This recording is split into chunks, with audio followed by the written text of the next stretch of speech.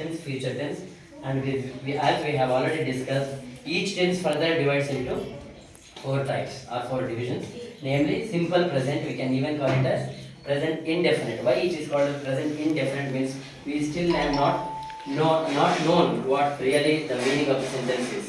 So, for example, CRP works in a school.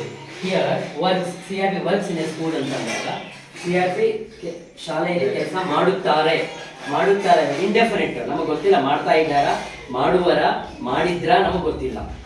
So ಈ works, CRP works in a school ಅಂದಾಗ ಮಾಡುತ್ತಾರೆ.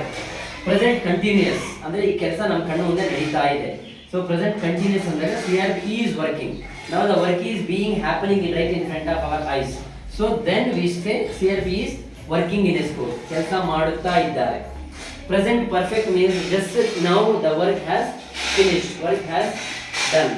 So CRP ಮುಗ್ದು, ಈಗ ತಾನೇ ಮುಗ್ದಿದೆ, ಮುಗ್ದೋಗಿದೆ ಅಂತಂದ್ರೆ ಕ್ವಶನ್ಸ್ ಹಾಕಬೇಕು. ಈಗ ತಾನೇ ಮುಗೀತು. CRP has worked.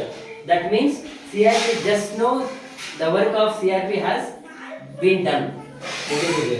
ಈಗ ತಾನೇ ಮುಗ್ದಿದೆ. ಅದೇ ತರ ಪ್ರೆಸೆಂಟ್ ಪರ್ಫೆಕ್ಟ್ ಕಂಟಿನ್ಯೂಸ್ ಅಂತಂದ್ರೆ that means the work is being happening right in front of us, right in front of our eyes ಅಂತ. ಅಂದ್ರೆ ಇನ್ನೂ ನಡೀತಾನೇ ಇದೆ ಅಂತ ಅನ್ನೋ ಕಾಂಟೆಕ್ಸ್ಟ್ ಅಲ್ಲಿ ಅಥವಾ ಆ ಸಂದರ್ಭದಲ್ಲಿ ನಾವು CRP ಹ್ಯಾಸ್ ಬೀನ್ ವರ್ಕಿಂಗ್ ಅಂತ ಹೇಳ್ತೀವಿ. So CRP has been working ಅಂದ್ರೆ ಕೆಲಸ ಮಾಡುತ್ತಾ ಇದ್ದಾರೆ. ಇನ್ನು ಪಾಸ್ಟ್ ಟೆನ್ಸ್ ತಗೊಂಡಾಗ ಅದೇ ತರ ಸೇಮ್ ಎಕ್ಸಾಂಪಲ್ ತಗೊಂಡ್ರೆ CRP ವರ್ಕ್, ಕೆಲಸ ಮಾಡಿದ್ರು ಅಥವಾ ಮಾಡಿದ್ರು ಆಲ್ಮೋಸ್ಟ್ ಸೇಮ್, ಆಲ್ರೆಡಿ ಮುಗ್ದೋಗಿದೆ ಅಂತ ಪಾಸ್ಟ್ ಟೆನ್ಸ್ ಅಲ್ಲಿ. ಇನ್ನು ವಾಸ್ ವರ್ಕಿಂಗ್, ಮಾಡುತ್ತಾ ಇದ್ದರು. Yesterday when I went to CRP's work, he was working in his house. ಅವ್ರು ಕೆಲಸ ಮಾಡ್ತಾ ಇದ್ರು, was working. Had worked as a lecturer, ಅವ್ರು ಲೆಕ್ಚರರ್ ಆಗಿ ಕೆಲಸ ಮಾಡಿದ್ದಾರೆ. ಹಿ ಹ್ಯಾಡ್ ವರ್ಕ್ಡ್ ಪರ್ಫೆಕ್ಟ್ ಅಂದ್ರೆ ಮುಗಿದಿದೆ. ಹ್ಯಾಡ್ ಬೀನ್ ವರ್ಕಿಂಗ್, ಅವ್ರು 10 ವರ್ಷ ಅವರು ಮೊದಲು ಕೆಲಸ ಮಾಡ್ತಾ ಇದ್ರು. ಪರ್ಫೆಕ್ಟ್ ಯಾವ ಟೆನ್ಸ್ ಇದು? ಪಾಸ್ಟ್ ಪರ್ಫೆಕ್ಟ್ ಕಂಟಿನ್ಯೂಸ್ ತಗೊಂಡಾಗ ಅವ್ರು ಮೊದಲು ಒಂದು 10 ವರ್ಷಗಳ ಹಿಂದೆ ಕೆಲಸ ಮಾಡ್ತಾ ಇದ್ರು, ಇವತ್ತು